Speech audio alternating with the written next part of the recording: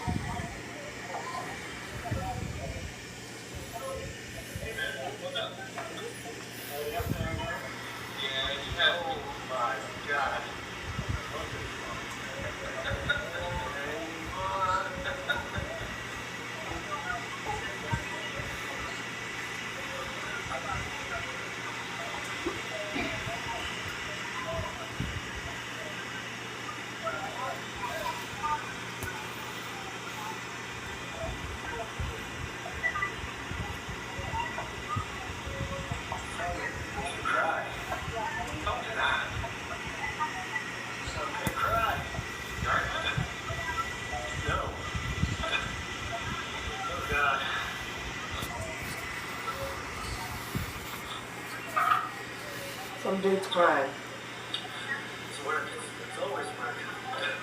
Work, it's always work. I love it, but I love it.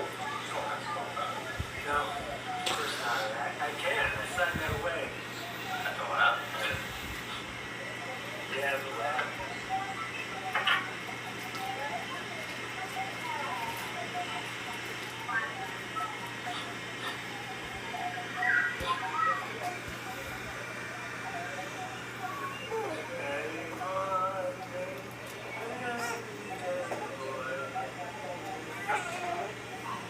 Well, whatever's up, I'm sure you can handle it. You're like one of the smartest guys I know. You're smart.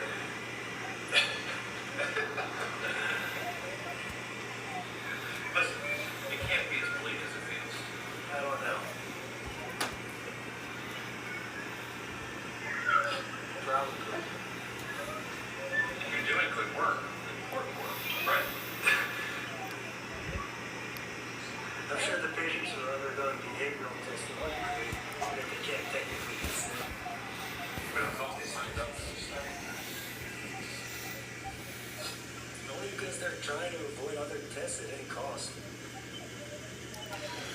I shouldn't have said that. I shouldn't have said that. Forget it. I won't. No. Charlie, forget this, please. Yeah. Who's talking to him? I don't know. Something about a lab and stuff. I don't know.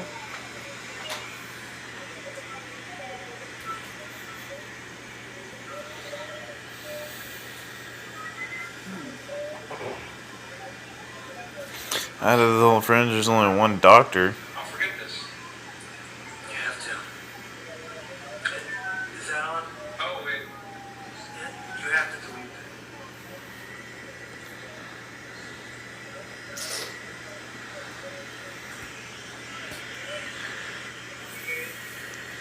So who works at a lab?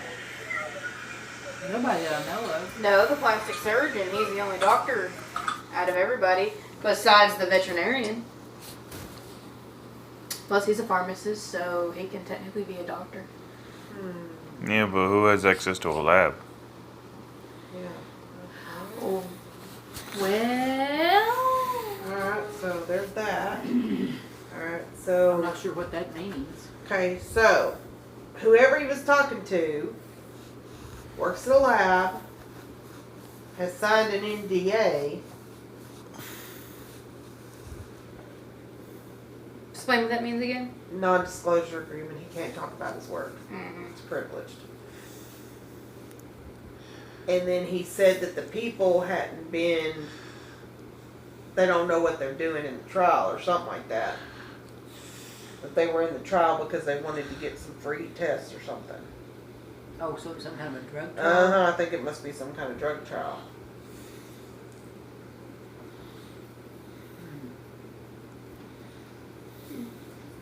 And they were talking to Charlie. Mm-hmm. Yep. Right. Alright, so this is the toxicology. Okay, what does it show? He's positive for benzodiazepam. He's got greater than 800 mgs per milliliter in diazepam and greater than 100 in noradiazepam.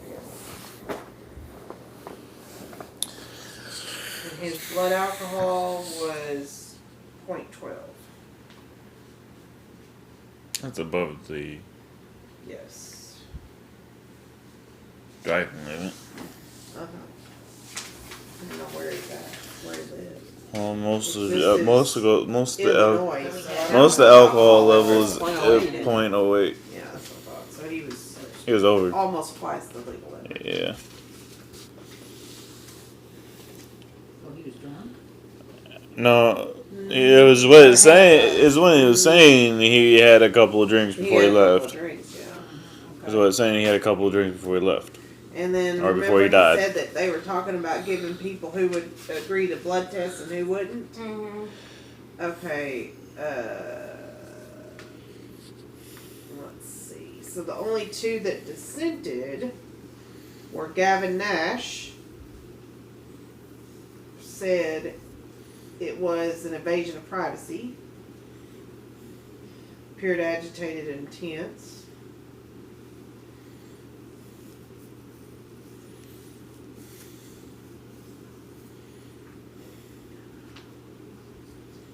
And then Antonio Villar, who said he did not believe drug testing was relevant to the case and was concerned I was focusing on the wrong things. And then they asked Robin Dupree, and these are all the yeses, expressed that she uses holistic medicine but offered to provide a list of her remedies. Arthur Hughes was curious to know how other suspects answered the survey, but understood I was not at liberty to discuss. Expressed that he had not been on medication for some time. Susan Lee did not offer any additional response, appeared composed. Sarah Madonna, or who, or whatever the hell Charlie's this people's wife. name is. Yeah. Charlie's wife asked if drug testing would expedite the investigation process, appeared restless. The Greek guy expressed that he was extremely busy on weekdays and asked if drug testing could be scheduled for Saturday. Aurora appeared upset initially, was concerned I would drug test without a valid court order and accused me of trying to circumvent legal processes.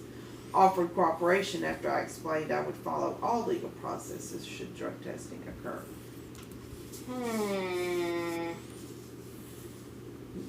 Nita Patel, which wrote that article, Well, she's a journalist. had Yeah. several questions about the investigation. No, they wrote editorial. That person did. Had several questions about the investigation unrelated to drug testing. Appeared annoyed when I told her I was not at liberty to discuss. So there you go. That's all that. So, okay, so here's these checks. So 11/22. Okay, so the first one is, okay, so the first one is made out to Charles from Antonio, and it's $6,800, and it says in the memo, return cart here is dumb. So I was right about it being Antonio, that So- he might be in. The drugs next with- one is the next day from Charles to Antonio, and all these are back and forth between the two. The next day was for $15, and in the memo it says all of this is yours. So 5 days later, Antonio writes one to Charles for $20 and says moving isn't a product of our time. And Charles writes one to Antonio 2 days later for $5 and says it wasn't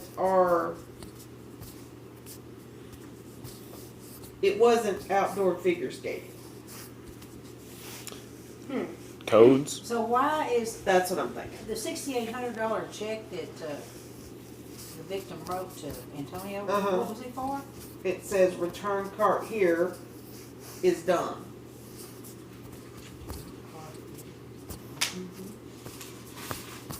I don't know. I don't understand that at all. So let's see. It's all under code. That's all I can think of.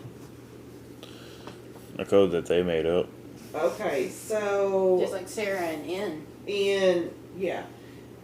So on June 4th of 1999, so that was a year after he graduated, Charlie pawned his class ring for $50.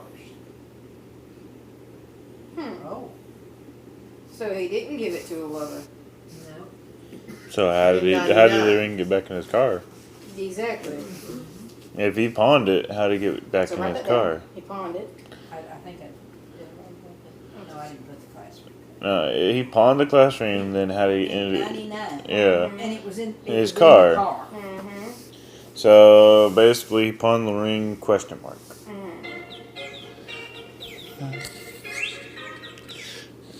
It is.